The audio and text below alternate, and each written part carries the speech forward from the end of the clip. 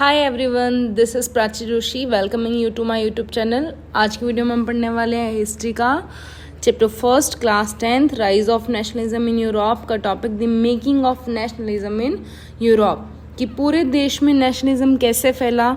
क्योंकि यूरोप में बहुत सारी डाइवर्सिटी थी, कोई फीलिंग ही नहीं थी नेशनलिज्म की, कोई नेशन स्टेट ही नहीं था। कि आज हम लोग जो जर्मनी, इटली, स्विट्ज़रलैंड हम देख रहे हैं वो divided into kingdoms, duchies and cantons. Cantons का मीनिंग होता है states. Whose ruler had their autonomous territories, कि लोगों में कैसे यूनिटी आती है। फॉर एग्जाम्पल हैब्सबर्ग एम्पायर, इसमें डिफरेंट टाइप के लोग रहते थे जिनके आइडियाज़, कल्चर, ट्रेडिशंस, लैंग्वेज सब अलग अलग था। लेकिन आप सोचो, अगर इसमें इतनी डाइवर्सिटी है तो क्या इनके माइंड में कभी आएगा कि हमें नेशन स्टेट बनाना चाहिए? कि नेशन स्टेट का आइडिया कैसे आता है इनके माइंड में, कि आइडिया आया कैसे आया? लेकिन यहीं से आपका नेक्स्ट नंबर टॉपिक चालू होता है, the aristocracy and the middle class. Aristocracy कौन थे? जो राजा है या राजा से जुड़े हुए लोग हैं या फिर जो रूलिंग क्लास से एसोसिएट करते हैं, तो वो किस में आ जाएंगे? एरिस्टोक्रेसी में आ जाएंगे। दिस क्लास वो socially and politically A dominant class on the continent, but they were United by common way of life. अलग अलग रीज़न होने के बावजूद भी ये सब आपस में जुड़े हुए रहते थे।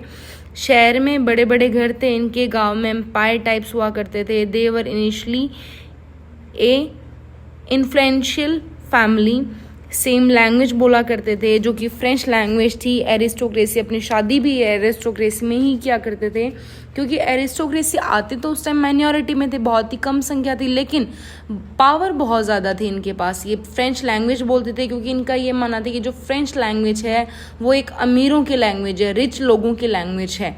This powerful aristocracy was however numerically A small group, and फिर मेजॉरिटी में कौन आते हैं? पुअर सेक्शन, जो कि पीजेंट्स हैं।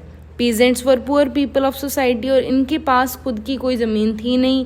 एरिस्टोक्रेसी की ज़मीनों पे काम किया करते थे और ज़मीनों की उन्हीं की ज़मीनों की देखभाल किया करते थे। They were not powerful and they did not have any money. फिर यहाँ आता है इंडस्ट्रियल रेवोल्यूशन का टाइम पीरियड, जिसकी वजह से एक न्यू वर्किंग क्लास उभर कर आती है जिनका नाम था middle class. They were neither very poor nor very rich. They were educated people, for example, businessmen, industrialists, etc. So, middle class के माइंड में आइडिया आता है नेशन यूनिटी का, जो कि हम लोग क्या जानते हैं? नेशन स्टेट के बारे में जानते हैं।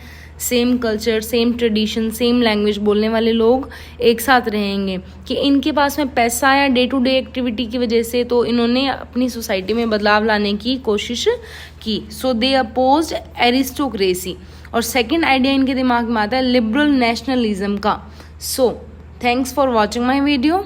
नेक्स्ट वीडियो में हम पढ़ने वाले हैं what did liberal nationalism stand for.